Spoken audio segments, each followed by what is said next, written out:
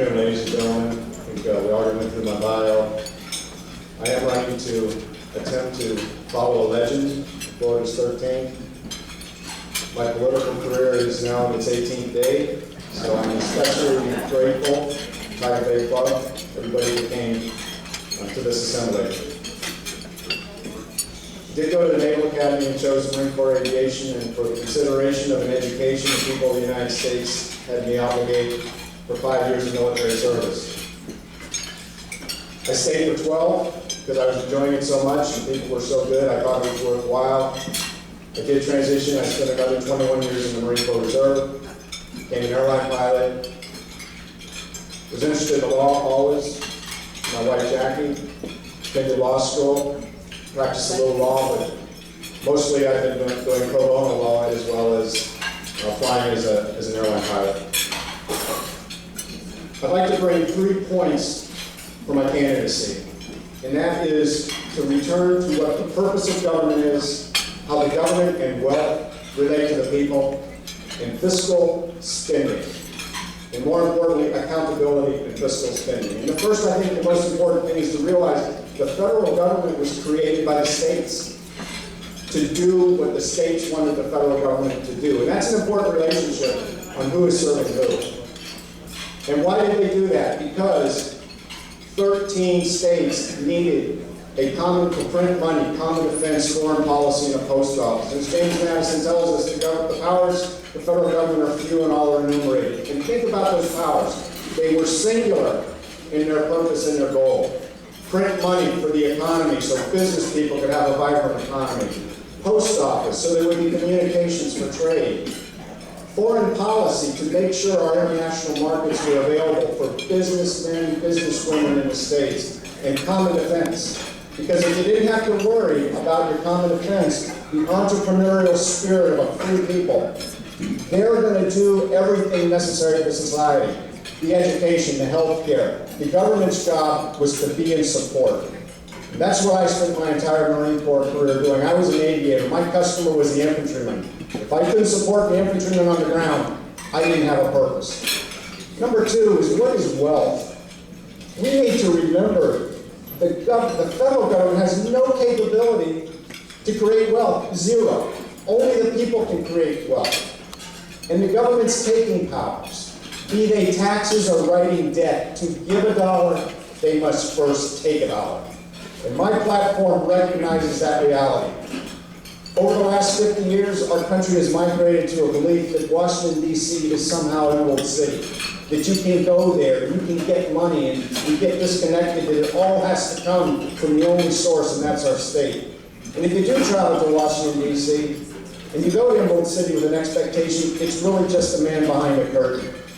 They can't give what they first don't take. And lastly is this, maybe the most important thing for our republic. For the first 124 years, up until about 1913, there was consequence for spending money. The framers made the lower house run every 2 years so there'd be the short leash.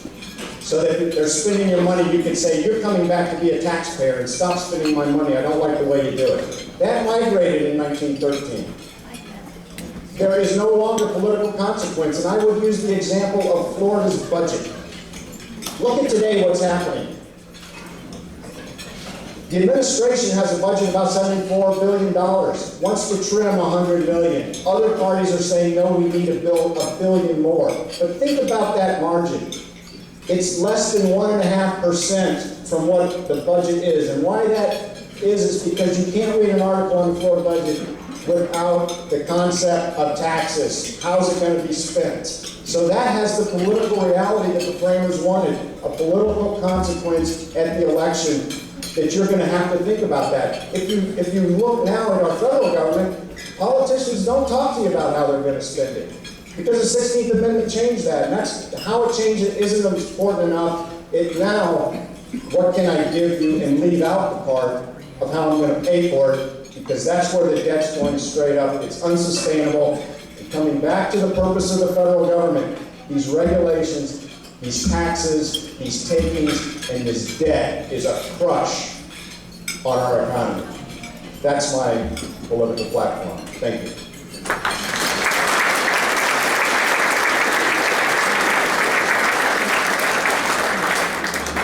It is now time for question and answers for this candidate. So I'm going to let you, you've got 4 minutes for question and answers, and I will let you choose your question. Please, yeah.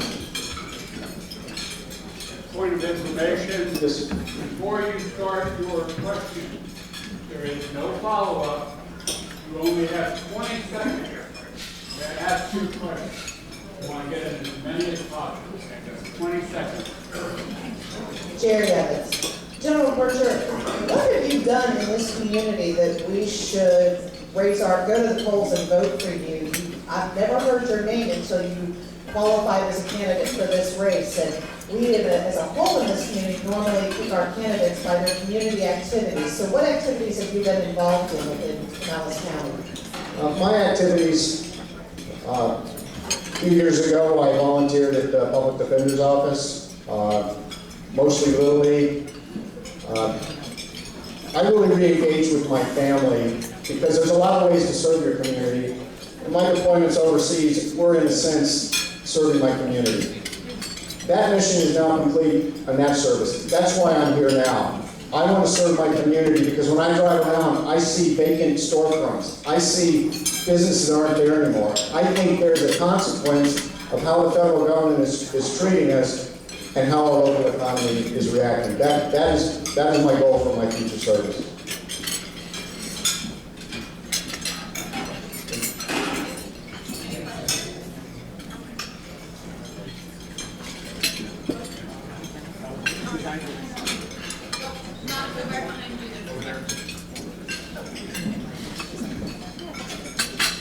Ron Riley, where do you stand, sir, on immigration reform?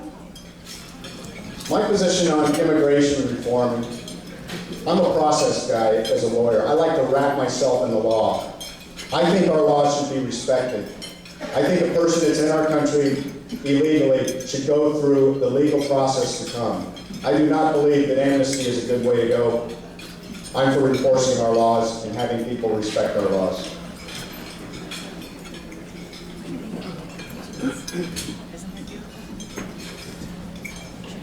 Yes.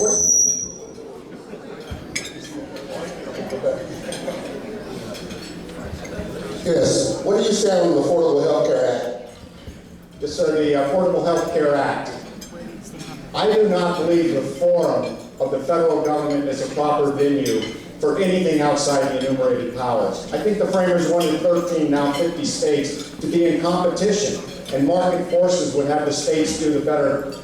The result of market forces would have the states do a better job, and not just in healthcare, many of the cabinet, the education, everything would be better off here at the local level.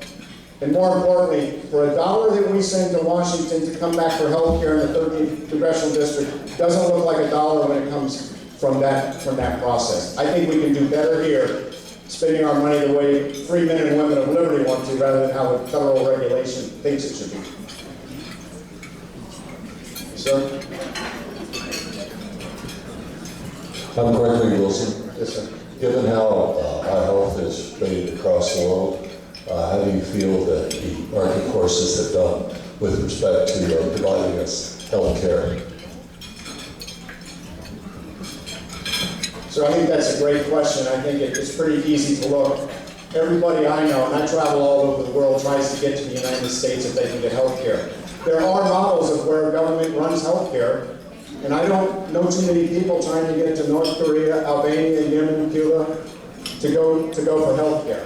And I'm worried that if we start doing government health care, it'll diminish the quality that we have.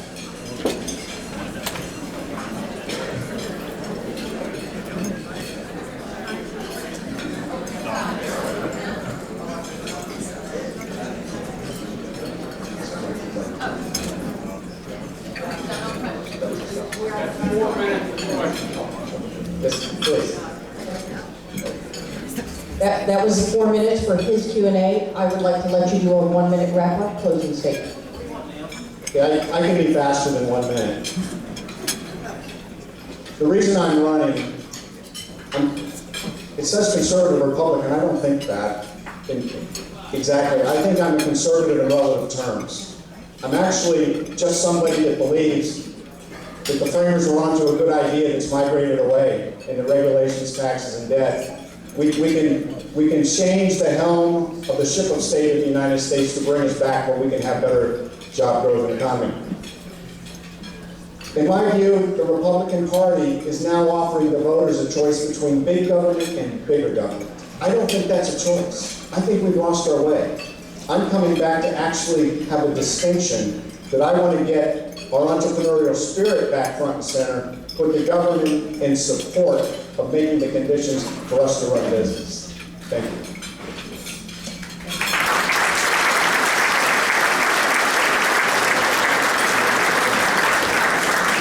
I'd like to introduce next up is Representative Kathleen Peters. I also wanted to announce just one real quick message. Joe Bordeaux, one of our Tiger Bay members, has requested and is freely recording this luncheon, and all future Tiger Bay luncheons. Will be streaming it live on the internet and mobile devices, and you can write it down at radiostpete.com. That's radiostpete.com. Today's candidate forum will also be archived by radiostpete.com and available for on-demand listening later today. So thank you, Joe Bordeaux, for doing that for this club. Really appreciate it. Kathleen Peters.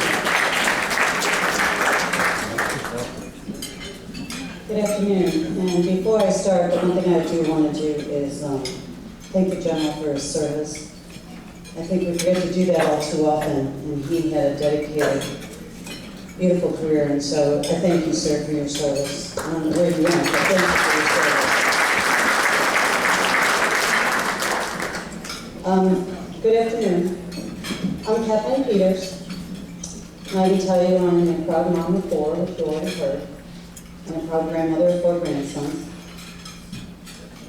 I consider myself a very pragmatic, get the job done, businesswoman, public servant.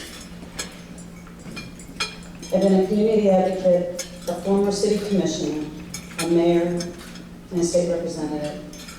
And I've been a member of the Pinellas County community for 28 years. I believe that Congressman Young was a true statesman. I believe that he was truly an icon. He left a legacy for all of us to value and hopefully model. So who's going to be the next person to step up? Who's going to be the next one to represent this beautiful and grand place that we live right here in Pinellas County? With my life experience as a Cub Scout leader, as a Little League and a soccer mom, as a small business owner, a community advocate, someone who focused many, many years on youth development and taking care of our children right here in Pinellas County, who served at local government where we truly have to meet the very basic needs of our citizens. I believe that those kind of relationships that I have been able to build over years through that kind of community development and community leadership makes me a strong candidate, because no one knows Pinellas County that is on your slate better than I do. I've got experience taking on small issues. I have experience taking on really big issues in our community. I've got experience writing policy, not only writing it at the local level and at the state level, but having to stay there and make a vote to oppose or to support. And every one of you can take a look at my voting record and know exactly what I stand for, because I have that track record. I believe that our country's problems are not going to take care of themselves. And I think it's time that we roll up our sleeves and we face our problems and we make those hard choices and we make them together and we come up with comprehensive solution. And it is not an individual that does that, it is a team player that does that. And that's what my track record speaks.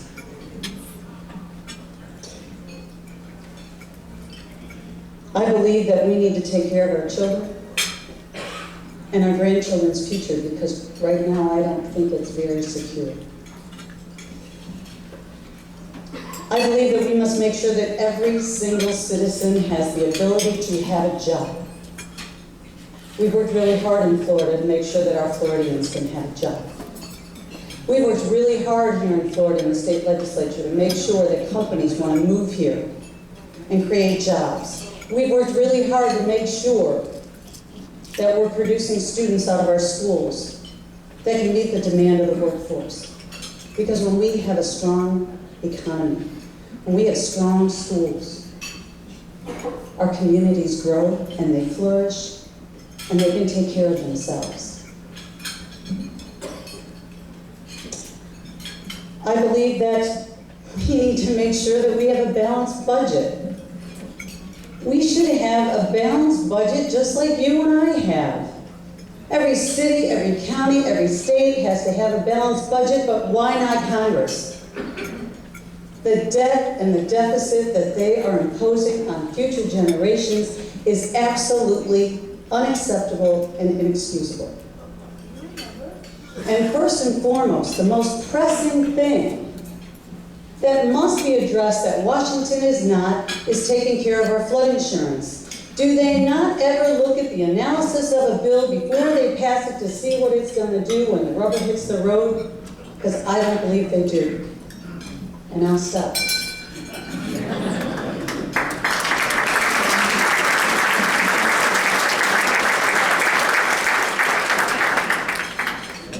We'll move forward with a 4-minute question-answer period. Kathleen, you get to choose your questions. I do. Okay. I don't know you, sir. Tell me who you are and ask your question. I'm Gary Dawson. I'm president of the Tampa Tiger Bay Club. And the Republicans in the House have voted about 40 times to repeal the Affordable Health Care Act. I haven't heard any of them say what their position is for and how we would improve health care. I would think all of us agree we don't want to be denied because of pre-existing conditions. What is your prescription to improve health care? What I can tell you is I don't like the plan that we currently have to take care of affordable health care. And I don't even think they named it appropriately. I think it's one of those wolves in sheep's clothing when they call it the Affordable Care Act, because it is not at all affordable. I do not think that we should take a stand and say absolutely repeal it. Not unless we have a plan and a proposal to replace it.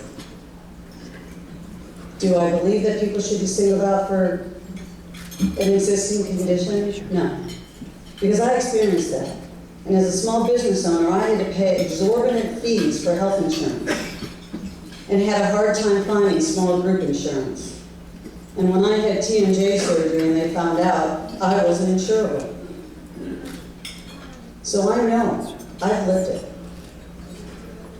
Is it a problem? Yes. We have to address it.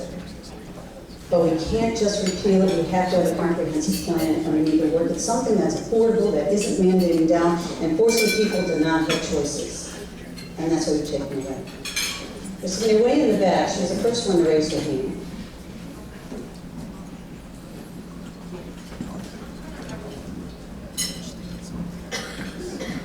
Kathleen Whitley, why, when you were just elected to Tallahassee, would you give that up when you could have made such a difference here in the state of Florida? Why did you do that? Okay, and I knew that was coming, especially because it was in the paper today. You know, I was told when I first went to Tallahassee, don't expect to get much done because you're a freshman. And I'm here to tell you, I had an over-the-top, outstanding year, and I got a bill passed that for 4 years, senior legislators couldn't get passed, and it was an important bill to so many people right here in Pinellas County. I'm a get-it-done kind of girl. And when Congressman Young first said he wasn't going to run for election, I was really surprised that I received more than 12 phone calls at my office asking me to consider running. from many people I hadn't personally met.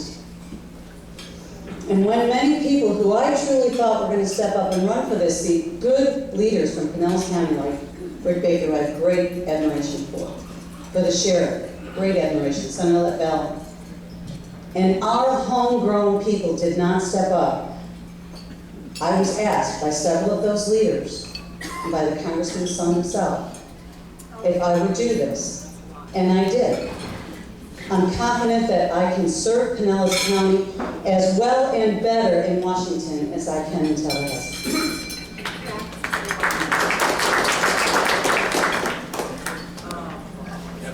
4 minutes up?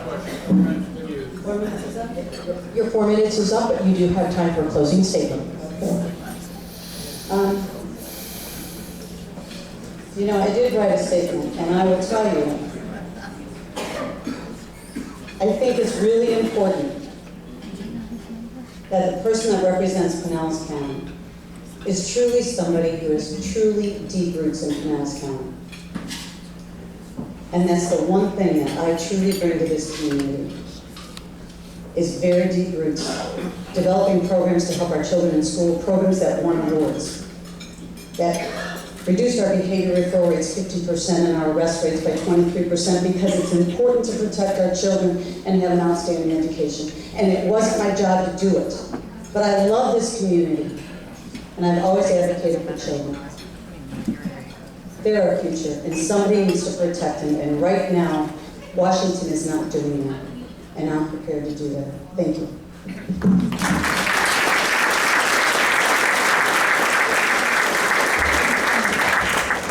Thank you, Representative Peters.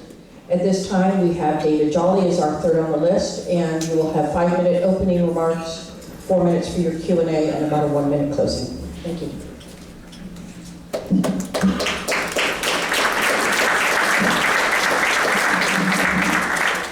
Thank you, Ann Tigers. Thank you for letting me be here today. As a former member, board member of this organization, this is exciting, but I also know what I'm stepping into. So let's have some fun. I'm excited to be at Tiger Bay, even if some who like to poke fun say we're having this 13th Congressional debate in the 14th District. But we're going to do that here today.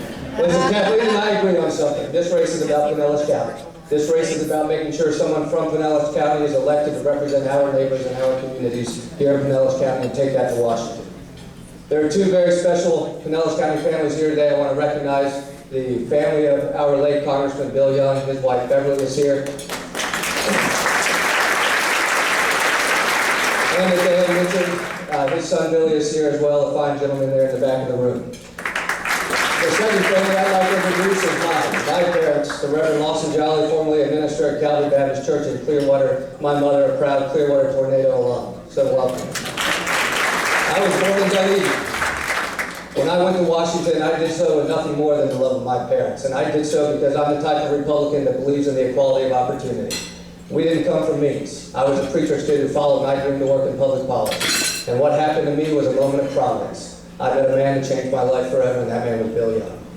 And for nearly 20 years,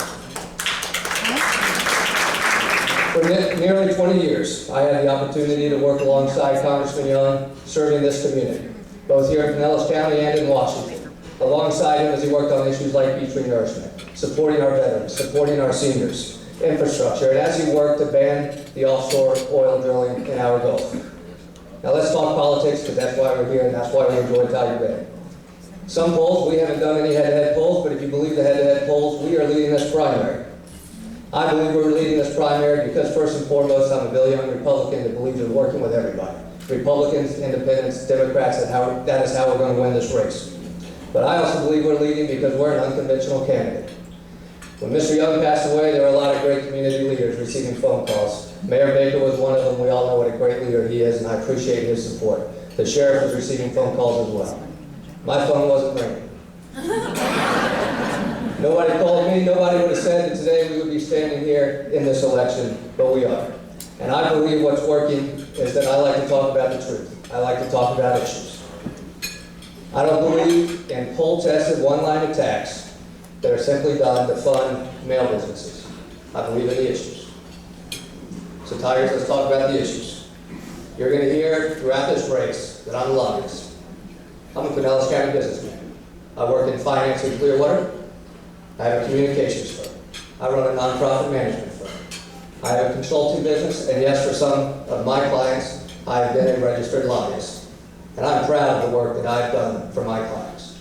As a result of my work, I was able to bring funding to the U.S. Marshals to track and apprehend absconders from the sex offender registry. I was able to work on growing small businesses here in Pinellas County, bringing jobs to companies that were having trouble working with the federal government.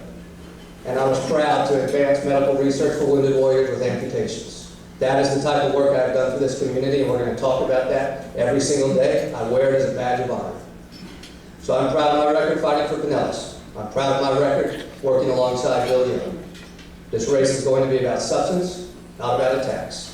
This race is going to be about taking on issues, not taking on each other. And this race is going to be about qualifications. We are all here running for a job. And what I am asking this community to do is to consider who is the most qualified candidate to step into the Congressional District 13 seat that was left vacant by our late dear Congressman, and be able to affect the people of this community and the needs of this community on day one. This is a job application process. I got into this race because I believe with humility that I am the candidate most qualified on day one to step in and serve the people of this county. I appreciate the opportunity to be here. I'm not sure we've had a question yet to win the Fame and Claw Award, so I'm expecting it to be here in the next 4 months.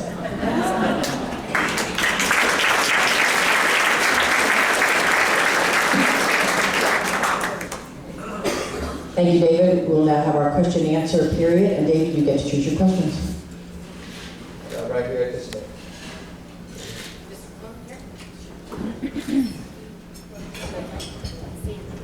I'm Mimi Osias, and I'm from Tiger Bay in Tampa. And I've heard a couple of you now talk about how important it is to have deep roots in Pinellas County. And while I understand that the state might have some unique issues, I wonder, other than bringing home the bacon, which any congressman or congressperson would want to do, what are the issues that make it important to be in Pinellas when you're going to work for our country in this Congress? That's a great question. Thank you. And I think that's a question that is, speaks to the unique qualifications of somebody from Pinellas County. Kathleen mentioned the flood insurance issue. That is a crisis that is worsening every day. There's another local issue. We all know the legacy Mr. Young left with our military here. There are jobs here on the line. As a result of him leaving, we have companies in the high-tech, the manufacturing, and the defense industry that have to consider whether or not they stay in Pinellas County. About 6 years ago, anticipating Mr. Young's eventual retirement, I led an effort to start a Chamber of Commerce organization. We brought together 60 different companies in the defense and high-tech arena, from the largest prime contractors nationally to the small two-person precision machine shop in Clearwater. And the idea was, let's build an economic base here that can be sustained when the political leadership changes eventually. That's a critical issue. That's jobs. And when we talk about my work in private practice, I like to talk about my work with the job base here, because that's critical to this community. Yes. Hi, good afternoon. Renee Flowers. Question, women are still paid about 70 cents on the dollar, and even though we see that the minimum wage is increasing somewhat, it still is not considered a living wage because we still have people working as working poor. What do you plan to do so that we don't have working poor, we just have working men and women? That's a great question. I agree with you. What we're talking about there, again, is the equality of opportunity, right? The fastest way to improve the lives of everybody, from the skilled worker to the unskilled worker, from men to women, is to create an economy that grows. As we have a conversation about the disparity in income, we often find ourselves having that conversation during economic downturns, when everybody's hurting. Those that make the least, they hurt the most in those times. When economic times are good, we rarely have those conversations. If you consider the mid-2000s, the economy was great, and that seed lifted everybody, including those making the most and including those making the least. I believe in the private sector, and that is simply a tenet of my foundational belief about government. I'm very wary of government interference in the private sector. I also believe we do have to pay close attention to the safety net. And so that is an issue that I assure you I would pay close attention.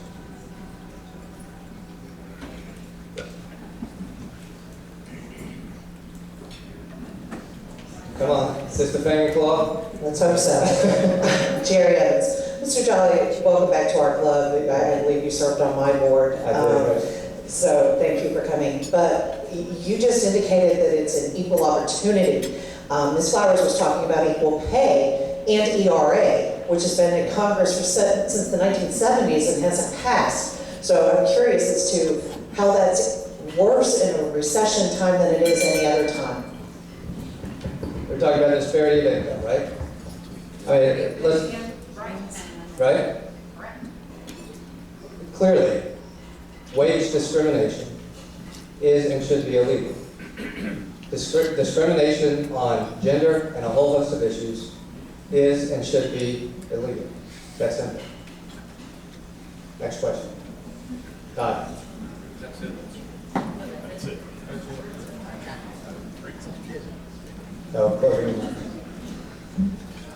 Listen, I go back to closing remarks. This is about job qualifications. Somebody is going to be elected on March 11th, and that person is going to go to Washington and be responsible for serving this community. Nobody is going to replace Bill Young, but his shadow is going to cast a long legacy across this race. And the most important thing we can do for our community is to elect somebody that knows how to affect this community, impact the people of Pinellas County, and actually get things done in the position for which we are all seeking elected office. I ask you to consider that qualification when you go to the polls. Thank you very much for letting me be here today.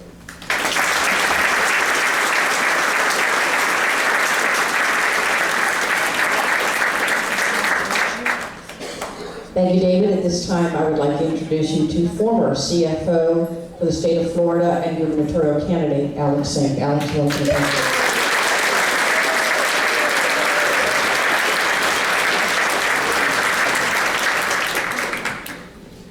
Thank you all so much. It's great to be back at Tiger Bay. I was remembering that I've been coming here for more than 10 years, and I think this is maybe my 4th appearance, and they've all been very memorable. So let's keep it going here.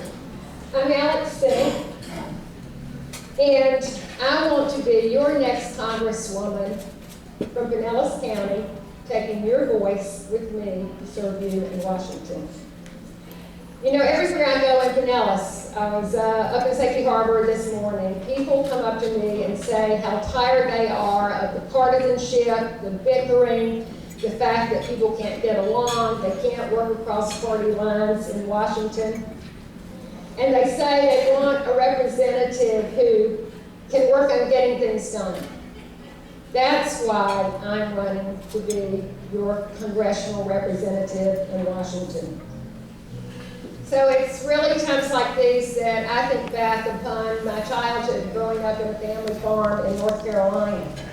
And when a big storm would be coming, but we still had hay out in the fields, my dad would ring the bell and call all the farm hands, but he'd also come into the house and tell my mom and even my little sister and me that we had to get out in the fields to get the hay in the barn before the rain came to ruin it. And that's the kind of spirit of working together, putting your differences behind you that I believe we need in Congress. I've always tried to be a problem solver and finding common ground and finding solutions that people can work together to make things happen and to solve problems. Like when I was in banking, we worked every day to try to help a small business figure out how they could get a loan so that they could grow their business and hire more Floridians to work. When I was your CFO, I heard complaints, a lot of complaints, from people saying that seniors were being scammed and were being taken advantage of in the sales of financial products.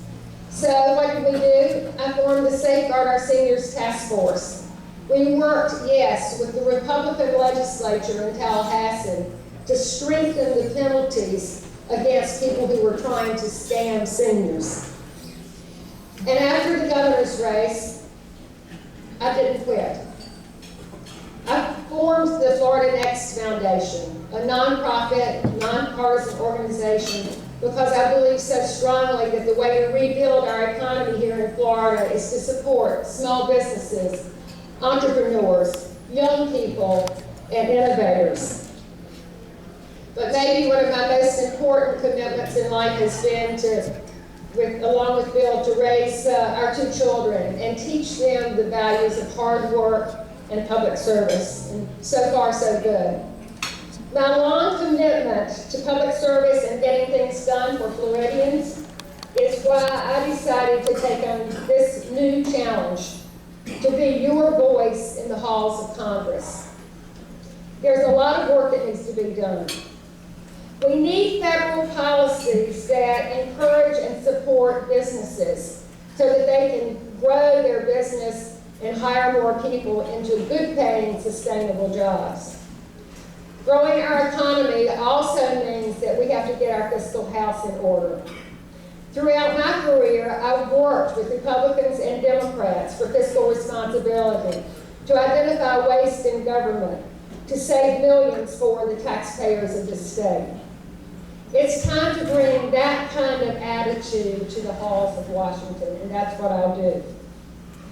Now, there's been a lot of talk lately about the Affordable Care Act. The rollout has been a disaster. The administration has failed us. But I believe that Americans deserve the right to health insurance and affordable health care.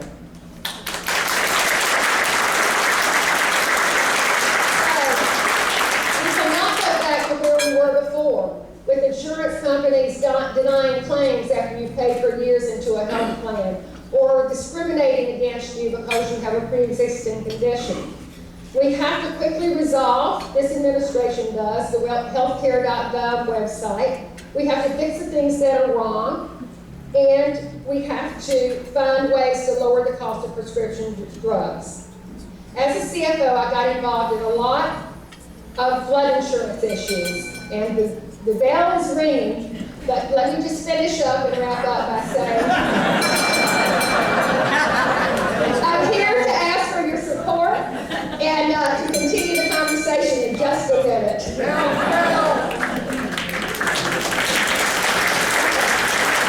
Thank you, Alex, and appreciate it. It is now time for the question and answer session. You will choose your questions. You have 4 minutes. Thank you. Okay, so maybe somebody could ask me a question about flood insurance. Well, thank you for that suggestion, but that was going to be my... I'm Commissioner Janet Long, and my question does have to do with flood insurance. And maybe you'd like to tell us what your plan might be to solve the issues that affect all of Tampa Bay, actually. Thank you, Commissioner Long. The issue with the flood insurance, I have a background in insurance, as you all know. I represented you in Tallahassee, is alarming to me. There are two issues here, the fairness issue and the affordability issue. Fairness, how is it that we in this county have paid in 8 times more than we've ever claimed back from the flood insurance plan? So, first of all, I'm proposing that the problems with the flood insurance plan should not be on the backs of the people in Florida who paid in far more than we've ever received back in claims. But we also, there's a second part of this, we cannot afford to kick the can down the road and wait 4 years for a resolution. So when you send me to Washington, I'm going to be working with people there and talking to other congressional representatives to say, we need a resolution and we need it now.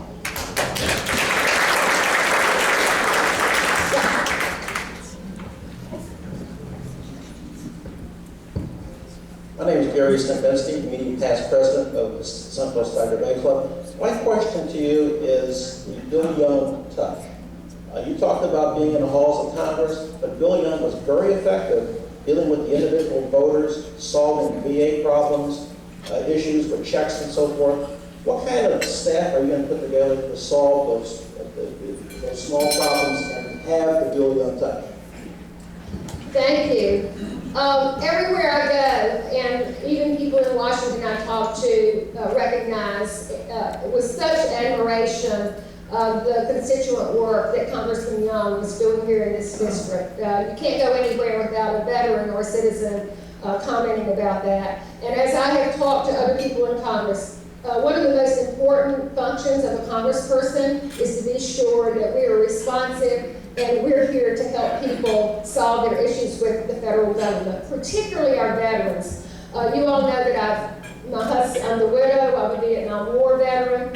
I've been dealing with the VA, so I've had firsthand experience of how important it is to be able to go to your congressional office. And I think that I would take the same approach that I did when I became the CFO and I went to Tallahassee. I didn't overturn the staff there. I went and evaluated and learned what they had been doing. And I've heard some just amazing, incredible stories about Congressman Young's staff. So it's going to be really important that we have a seamless transition with a lot of people who are still there who know what the issues are.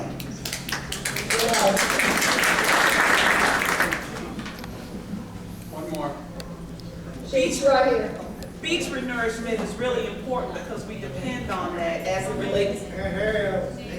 Beach renourishment is really important as it relates to the tourism industry here in the state of Florida. We've had some hurricanes in the past that while they did not hit us, we had some repercussions as it relates to the BP oil spill and things of that nature. Can you share what it is that you would do to make sure that our beaches are protected so that we can make sure we have that positive, continuous financial flow? Well, absolutely, because tourism and our beautiful beaches are the jewel of this district and jewel of Pinellas County. And I'm reminded that Commissioner Welch, when we sat down together, said number one issue is continuing to get federal funding for beach renourishment. This is a place where that across-the-board sequestration that we're in has really hurt us because it's caused the funding to decline, and it means the county and the local governments have had to make up the difference. So, one of the things that will be at the top of my list, because this is the driver of our economy, is our beautiful beaches and making sure that we have good environmental policies in place and that we're in there fighting and advocating for our share of those federal monies to help us keep our beaches pristine, beautiful, in the way they've always been, that we've always enjoyed. Stop for good? Okay.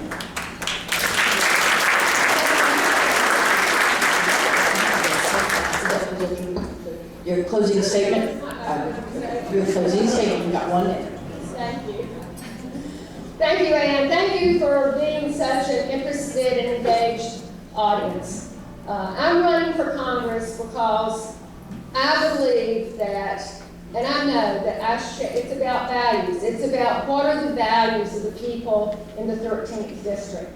And can I be an effective and loud advocate for the people of my district? And I know I can.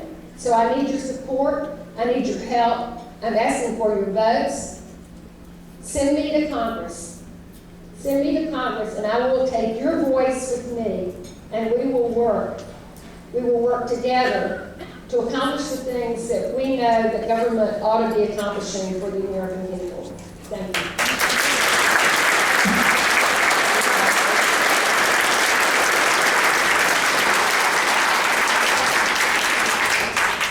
Thank you, Alice.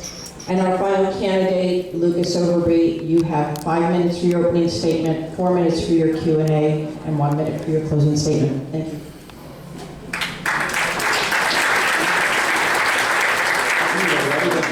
Again, my name is Lucas Overby. Heard a lot about being from the area, being from Pinellas. First of all, I want to thank my alma mater for being here. I went to Lakewood High School in St. Petersburg, born and raised in Clearwater and Largo. One of the big differences that, and one of the reasons I got involved last year in this race was largely because people running, no offense to those of you that are, but no community down here. I've spent my entire life here, and I spent the majority of my adult and late childhood working inside of the community, filling the gaps that got left behind with the state and the federal government. It's a problem. Late last year, we formed a coalition of people under 30 to start to engage younger people in voting and activism. I was very blessed that my party asked me to carry that forward into this race, again, against Congressman Young and at the time, Bircher early. We've been very happy to be able to bring that engagement forward. We've been very lucky to get to work with the same groups that I've been working with for the last 10 years in different social communities and different civics projects, that we actually get to hear the voice. Since February, we've been out in neighborhoods, walking doors, holding small town halls, holding small meetings, to hear what the constituents actually want, hear what they really want to get done, and start bringing together real solutions that aren't party. Yes, I'm a libertarian.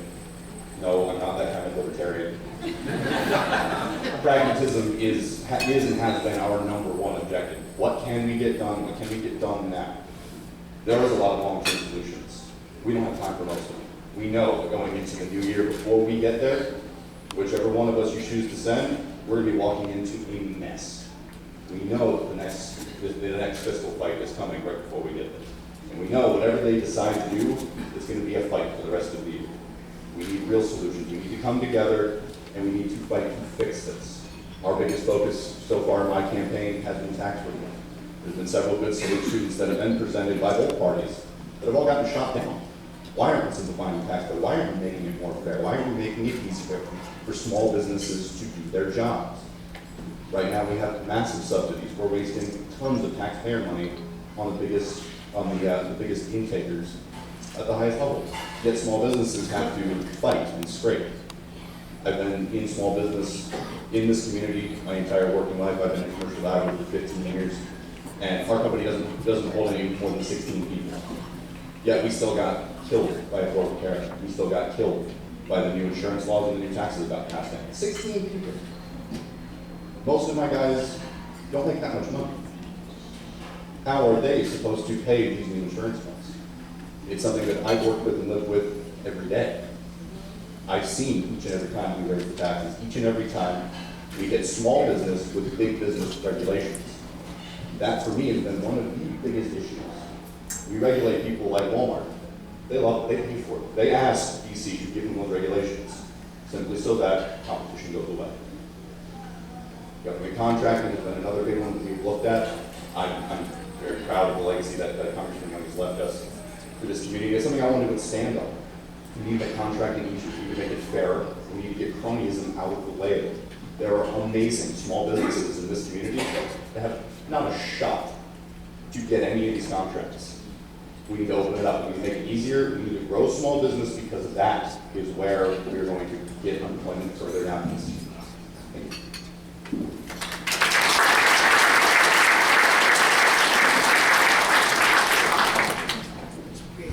Thank you. At this time, we'll take your 4-minute question and answer session.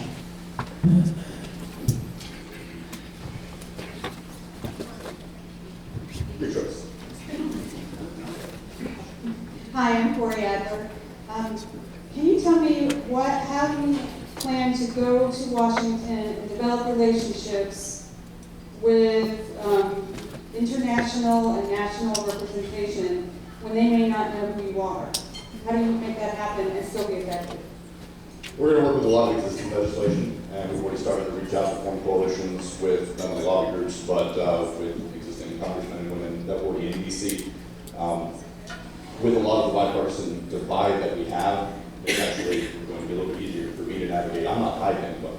We can make things happen regardless of party. I don't have a party telling me what to do.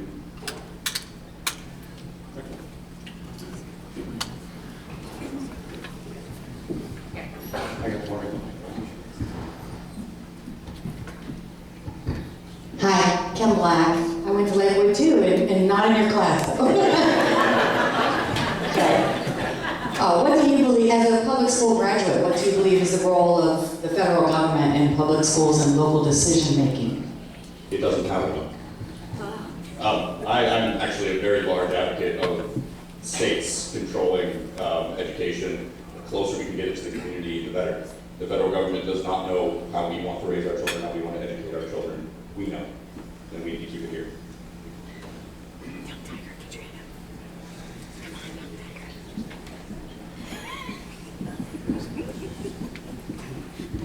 Hi, my name is Luncheon, and you can watch this broadcast on Shadow on YouTube later.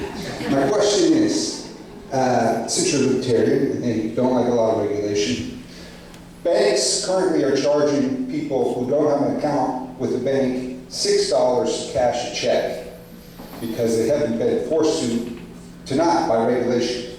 Would you regulate those banks? No.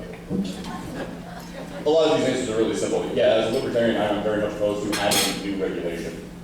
There's a lot we can do with removing regulation that's going to move a lot more forward than adding more. A lot of the problems that we've seen have arisen because we've stockpiled regulation on top of regulation on top of regulation.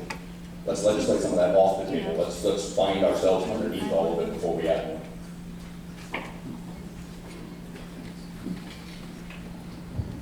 I'm Gregory Wilson, and I commend the courage of your candidacy. But for better or worse, this nation is largely a two-party system, and you're not a part of one of those two parties. When do you think we will see a turning point where a libertarian could play a more productive role? And if you're that person, please tell us how. March 11th was actually going to be my answer. On a full-blown national scale presidency, I'll be the first to tell you you're looking 2020s, 2030s before my party would have a shot. An election like this, we do have a shot. I wouldn't be here if we didn't. We got involved in this race because we know the community, we know the activists in the community, and we feel we do have a real chance at winning. I don't play to lose, I don't play to make political statements. We're here to win this race just like everybody else. Any time for one more? Nope, done? You have your 1 minute.